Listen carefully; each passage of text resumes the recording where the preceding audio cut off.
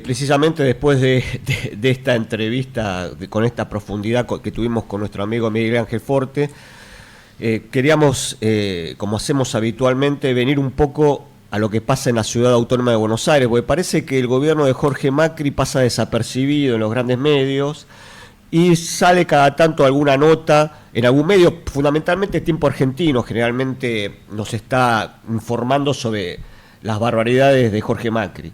El día de ayer, precisamente en Tiempo Argentino, sale una nota donde hace referencia a un informe de la Auditoría General de la Ciudad de Buenos Aires sobre el desmembramiento de los programas de asistencia a personas en situación de calle, en desalojos, etcétera.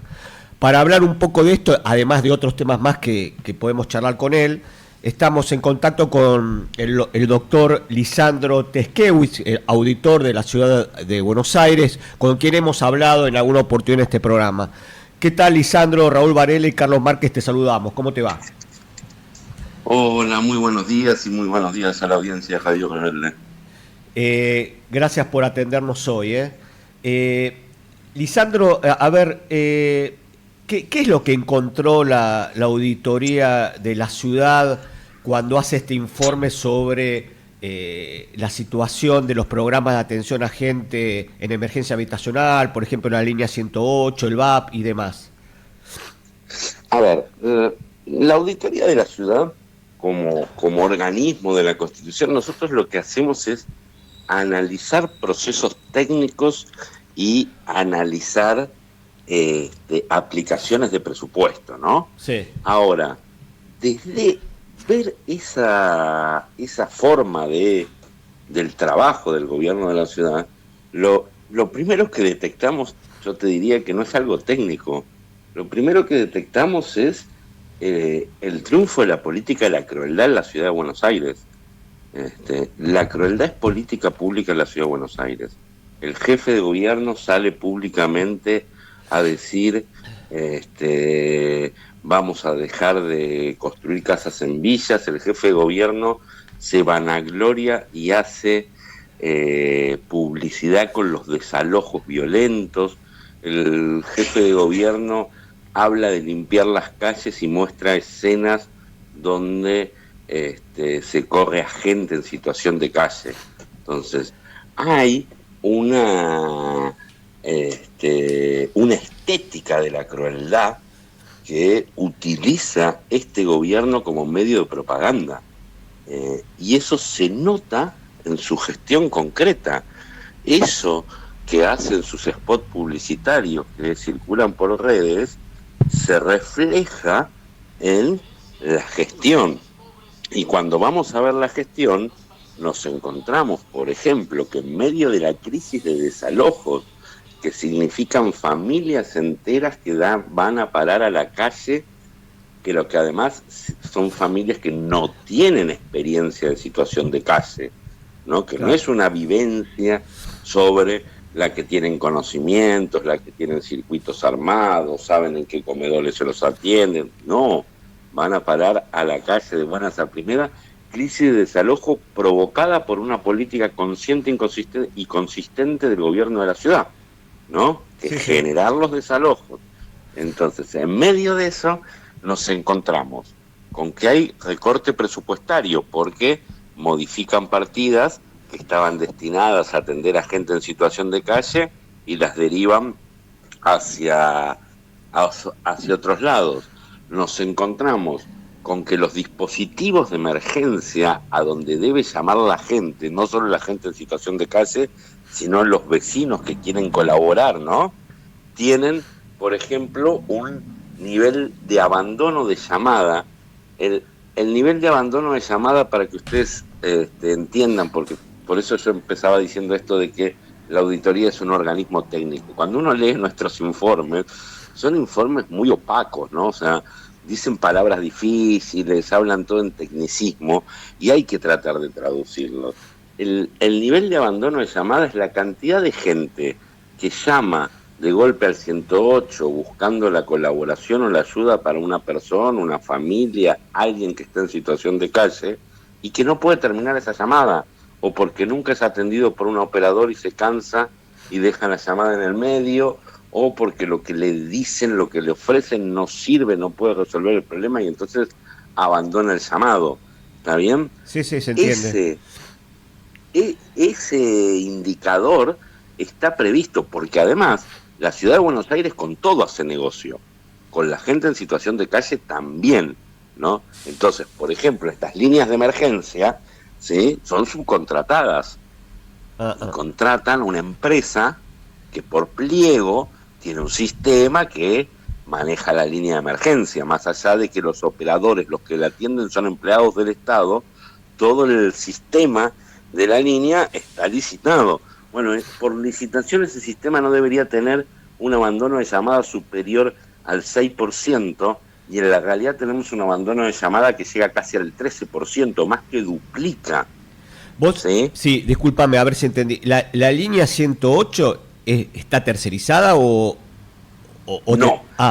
Los operadores de la línea 108 son empleados públicos. Sí. Pero hay un software donde se recibe la llamada, la deriva al operador. Sí, entendí.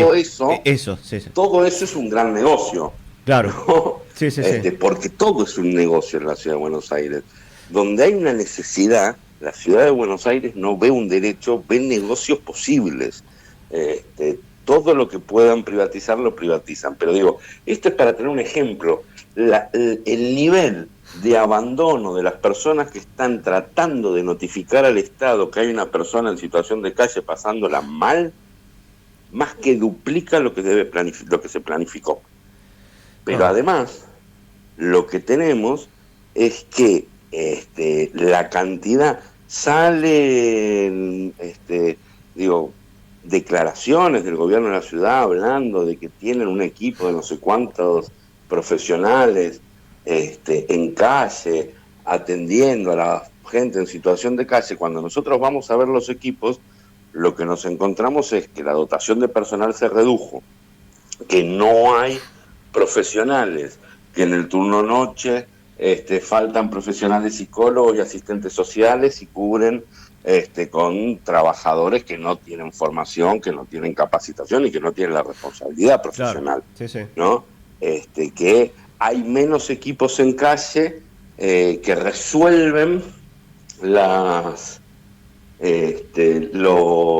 incidentes, resuelven los pedidos de asistencia, ¿no?, de manera, si se quiere, más efectiva. Tardan menos tiempo.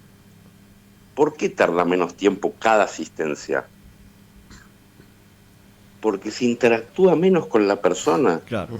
Porque ahora lo que hacen es que llega un camioncito con 3 muchachos, 2 policías, y atrás está el de la empresa de limpieza, y te presionan hasta que te sacan de la esquina que estás en situación de calle y pasa el de la empresa de limpieza manguereando, ¿no? Sí. Entonces sí, claro que lo hacen más rápido. Si no están atendiendo a las personas en situación de calle, las están desplazando, las están corriendo, las están reprimiendo, ¿no? Había una previsión presupuestaria de una cantidad de atenciones que se iban a hacer a personas y familias en situación de calle, y cumplieron con la mitad. Y cumplen con la mitad porque no hay personal suficiente, porque se están perdiendo profesionales y no se recuperan, pero además lo que están haciendo es transformando un programa que igual ya desde la época de Macri Mauricio con Centurión y toda ese grupo ya lo habían reconfigurado, pero era un programa, Buenos Aires Presente, era un programa que había nacido para atender a los que se caían del sistema, a los que quedaban afuera, y tirarles una mano amigable del Estado que los pudiera cobijar, que los pudiera proteger y que los ayudara a volver.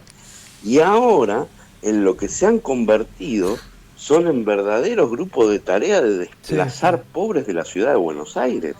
Sí, falta que Macri, capaz que tiene la idea y no se anima, no haga como el genocida Bussi en Tucumán, que levantaba a los mendigos y los tiraba en Catamarca, ¿no? Faltaría que los lleve a Avellaneda, los tiren a Avellaneda, porque además él dice cosas que es mentira, porque hay estudios sobre eso que se han hecho de organismos muy serios, respetuosos, muy respetados, donde la mayor parte de la gente que está en esta situación de emergencia habitacional son gente de la ciudad de Buenos Aires y no son gente de la provincia que viene acá, como dice Jorge Macri, ¿no? Sí, sí, pero digo, parte de esa política la lleva con su ataque a las cooperativas, claro, de recuperadores urbanos, ¿no? Sí, y ahora está desfinanciando el Instituto de la Vivienda, que además lo quieren cerrar. Aparentemente todo indicaría que lo quiere cerrar porque él se quiere concentrar en créditos para la clase media a través del Banco Ciudad. Pero bueno. Sí, pero que además, primero, los créditos para la clase media también podrían darse a través del Instituto de la Vivienda. Sí, totalmente. El Instituto de la Vivienda no dice, este es un instituto para pobres. El Instituto de la Vivienda, previsto legalmente, previsto constitucionalmente, es el instituto que debe resolver el problema de la vivienda en la ciudad de Buenos Aires. Es más, perdóname que te interrumpa, Lisandro, es más, ahora con todo este escándalo de Adorni, salió público que la mujer de Adorni adquirió una vivienda hace muchos años a través de un crédito blando del Instituto de la Vivienda. Así que, por ejemplo. Es así, pero además la ciudad de Buenos Aires tiene una de las mejores leyes de acceso a la vivienda, que es la ley 341. Te imaginarás por su número, 341, es una ley que, si yo no me equivoco, fue sancionada en el siglo pasado, antes del cambio de siglo. Sí, ¿no? Sí, fue en el siglo pasado. Esa ley tiene un mecanismo de acceso individual para personas o familias individuales. Tiene un mecanismo de acceso colectivo para grupos que pueden organizarse en cooperativas y autoconstruir sus viviendas. Tiene créditos blandos, tiene una lógica que permite construir viviendas en la ciudad de Buenos Aires que atiendan a la necesidad de sus habitantes de vivir en ella y no a las necesidades del mercado de encarecer el metro cuadrado. Sin embargo, en los 19 años que lleva gobernando el macrismo en la ciudad de Buenos Aires, a lo que se dedicaron es a desfinanciar. Nunca hubo recursos para financiar los planes de esa ley. Y entonces, intentaron distintos modelos. Digo, las leyes de urbanización de villas en la ciudad de Buenos Aires son anteriores al macrismo. El macrismo, cuando llegó, intentó no aplicarlas. Después las modificó. Después intentaron distintos modelos, que siempre es retirar los fondos de los programas que estaban previstos para satisfacer la vivienda y ver de qué manera podemos hacer entrar a alguna empresa amiga a hacer un negociado. Uno va hoy, ¿no? Tenemos en discusión permanente lo que sucede en la Villa 31. Hoy, por ejemplo, yo voy a ir a la tarde a un acto en la Villa 31 porque han levantado un mural, sí, sacado una escultura de Evita y demás, ¿no? Y uno va a la Villa 31 y todo el tiempo hay obras que no alcanzan a cubrir las necesidades, que se hacen mal, que son chicas, que son fragmentadas y que son manejadas por un puñado de empresas amigas que hace 15 o 20 años tienen obras en la Villa 31. Lisandro, para terminar la charla de hoy, tengo dos temas que nos interesa y creo que a la audiencia le va a interesar tu reflexión. La primera, el riesgo de derrumbe con derrumbe previo en una construcción enorme de Parque Patricios por el programa Procrear que se ejecutó desde la ciudad hace unos años. La segunda, ya que vas a la Villa 31, ayer se hizo público que el jefe de gobierno y sacó un video con policías de infantería de la ciudad cerrando 5 accesos más a la villa para que no se entre con materiales de construcción para mejoras o lo que fuera de uso particular. Dedicale unos minutos a estos dos temas y te agradecemos tu tiempo desde ya. No, por favor. A ver, el primer tema, la verdad debo reconocer que lo que está sucediendo allí en Parque Patricios es un gran dolor. en su momento, allá por el año 2013, fue un trabajo muy grande, con mucha participación de vecinos, de organizaciones. Fue una pelea a brazo partido en la legislatura porteña, lograr modificar el código de edificaciones para que en ese sector del Parque Patricios pudieran hacerse las viviendas de Procrear, ¿no? Ujú. Finalmente, parte de los acuerdos que tuvieron que ver con conseguir que pudiera habilitarse la construcción de viviendas del plan Procrear, que, volviendo al inicio de nuestra charla, ¿no? Era un plan destinado con la mayoría de sus líneas a la clase media, para que la clase media efectivamente pudiera acceder a la vivienda propia. Por parte de las negociaciones y de los acuerdos para poder tener esos votos fue que este plan Procrear lo iba a ejecutar el gobierno de la ciudad, ¿no? Uh-huh. Y que iba a ser las contratistas, las empresas que iban a construir los edificios iban a ser seleccionadas, iba a administrar los fondos el gobierno de la ciudad.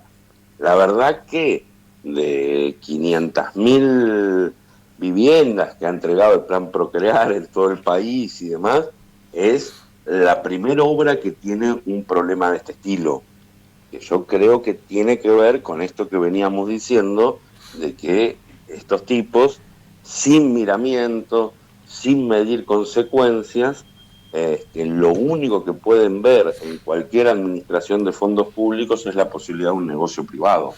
Entonces imagino que el amigo al que contrataron para que construya los edificios se ahorró 3 bolsas de Portland por cada departamento. Uh-huh.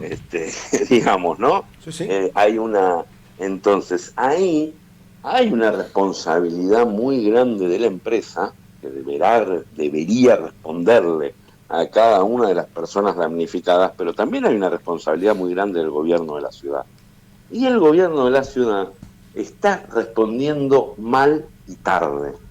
Las familias en los hoteles están siendo presionadas para que los abandonen. El gobierno de la ciudad no está dando... uno tiene que tratar de ponerse en el lugar de esa familia. Absolutamente. ¿No? Que estaba un día en el living de su casa. Desesperación. ¿No? Desesperación absoluta. Cayó la mitad del edificio. Olvídate. ¿No? Y que al otro día está en un hotel donde no quiere estar. No es que las familias están... no están en el Sheraton, ¿no? No, están estos hoteles de mala muerte que a duras penas se mantienen, ¿no? Sí, claro, sí. En un hotel de cuarta donde no quiere estar, pero donde la solución que le ofrecen no es venite a un departamento nuevo de las características del tuyo, con el que continuarás pagando con el mismo plan que estabas pagando y vemos después cómo intercambiamos los títulos, ¿no? Si no es, te juro que no va a pasar más nada, créeme ahora, porque la otra vez te dije que esto estaba bárbaro y se te cayó, pero ahora ya no va a pasar más nada, mudate de vuelta que no quiero pagar más el alquiler del hotel. Y entonces se mudan, se caen 2 ventanas y viene un tipo y les dice, no, fue el viento. Sí, es una locura, una locura. La verdad que es una locura. ¿Qué debería hacer el gobierno de la ciudad? El gobierno de la ciudad debería reubicar esas familias y las debería reubicar ya. Por supuesto, para eso debería tener una política consistente, debería tener viviendas oficiales puestas en alquiler, entonces vos podés tener lugar donde llevarlos, o en construcción para la venta hacia la clase media y haces alguna demora, algún enroque, o por ejemplo, debería tener la cantidad de herencias vacantes que tiene la ciudad de Buenos Aires, que son básicamente departamentos familiares deshabitados, ¿no? Así es. Las debería tener en algún listado, en alguna posibilidad de disposición, y por ejemplo a estas familias, en vez de tenerlas en hoteles amuchadas hasta que se pueda resolver alguna situación, darles en comodato un departamento de los que tiene la ciudad de Buenos Aires en herencia vacante, y que la familia se pueda instalar, que los chicos puedan tener su cursada normal en la escuela, que los padres puedan ir al trabajo, Sí, claro. mientras vemos cómo se resuelve la situación. Pero ¿cuál es la política del gobierno de la ciudad con cualquier situación? Con estas familias de clase media que se les derrumbó el edificio, con las familias de la 31, que ahora vamos a ver esto de que no le dejan entrar los materiales, con la gente en situación de calle. Siempre la política del gobierno de la ciudad es apretar la situación, empeorar las condiciones desde las cuales la persona que necesita viene a buscar una solución, ponerte contra las cuerdas, ofrecerte lo menos posible y apurarte con o aceptás esto o te vas y no te voy a dar nada. El otro tema que Es la quedaba, ya que vas política hoy de la al, ciudad. ya que vas hoy a la 31, era lo que te comentaba ayer, llamó la atención ver semejante avance del gobierno con policías sobre 5 entradas más de la 31. Sí, sí, lo de los materiales es una discusión que viene hace mucho tiempo. El gobierno de la ciudad, y hay que reconocer con cierto dolor que en eso la justicia lo viene acompañando, Sí. ¿no? El Poder Judicial lo acompaña sistemáticamente. El gobierno de la ciudad viene desde hace mucho tiempo con esta lógica de impedir el ingreso de materiales en un proceso de reurbanización, ¿no? Que lleva mucho más tiempo del que debería haber llevado, que ellos hacen de manera ineficiente, que tiene situaciones como derrumbes internos, que tiene situaciones como discusiones sobre qué familias se reubican y cuáles no, que tiene un montón de cosas que funcionan mal porque el gobierno de la ciudad decide que funcionen mal, porque el CGP, que es el organismo participativo de los vecinos, no funciona, se reúne poco, cuando se reúnen no tienen información para transmitir, porque las decisiones, los pedidos que llevan los vecinos sobre el proceso de urbanización no son atendidos, porque ahora le están haciendo firmar a los vecinos unos convenios sobre el valor de su vivienda actual y cuánto le van a reconocer y que no y que sí, pero que no son ni boletos de compraventa, ni títulos de propiedad, ni se sabe exactamente qué son. Entonces, con todo ese proceso, ¿no? Y esa demora, la gente necesita refaccionar sus viviendas, necesita ampliarlas porque creció la familia, necesita distintas cosas. Y viene una persecución histórica esto de el ingreso de materiales y demás. ¿Cuál es el cambio cualitativo que tiene el gobierno de Jorge Macri, que se expresó también en que no cualquier día, el 25 de marzo, al otro día de la marcha, mandaron una cuadrilla también acompañada de policías a blanquear un mural de los vecinos y a retirar una escultura de Evita que estaba instalada en ese mural? Sí, lo vi. ¿No? O sea, al otro día de la marcha Sí, bueno, de repudio al genocidio. coincide con que saquen el cuadro de Eva y de Perón de la Casa de Gobierno. Coincidente con eso, coincidente con que mandó cuadrillas de la ciudad, en estos casos no acompañadas de policía, en el barrio de Urquiza, a tapar los pañuelos de las madres que se habían pintado en una plaza durante el fin de semana pasado, en el barrio de Boedo, a tapar un mural que también habían hecho los vecinos. Entonces, pero esto, ¿qué es lo que cambia cualitativamente con esta acción de Jorge Macri? Es la espectacularidad de la represión. Claro. Jorge Macri viene en un ataque, primero discursivo, con esto de no voy a construir más casas gratis para villeros, no voy a hacer esto, ¿no? De ataque a las villas, pero también estético, también comunicacional, donde está construyendo. No por nada a vos se te venía hoy a la mente la figura de Bussi, ¿no? Sí. Donde lo que está construyendo Macri, primero comunicacionalmente, pero también físicamente, la idea del gueto. Los podemos encerrar, podemos poner controles de entrada y salida y podemos decidir que salen de acá adentro para trabajar, porque seguimos necesitando quien trabaje en nuestras casas y en nuestras construcciones y en nuestras obras. Entonces podemos garantizar que de acá adentro salen para trabajar, terminan de trabajar y los volvemos a meter acá adentro. Lo que hay en la cabeza de Macri, de Jorge Macri, para la ciudad de Buenos Aires, es una ciudad de ricos con guetos para pobres. Bueno, Lisandro Teschewitz, auditor de la Auditoría General de la Ciudad de Buenos Aires, te agradecemos muchísimo el tiempo que nos dispensaste y bueno, sí, seguramente volveremos a estar en contacto porque el avance del macrismo sobre la ciudad no creo que se pare tan fácilmente, así que seguramente próximamente volveremos a hablar. Te agradecemos mucho, ¿eh? Por favor, el agradecido soy yo, porque si estas cosas que nosotros vamos viendo, la gente no las conoce, no sirven para nada. Así es. Así que siempre a disposición. Buen fin de semana.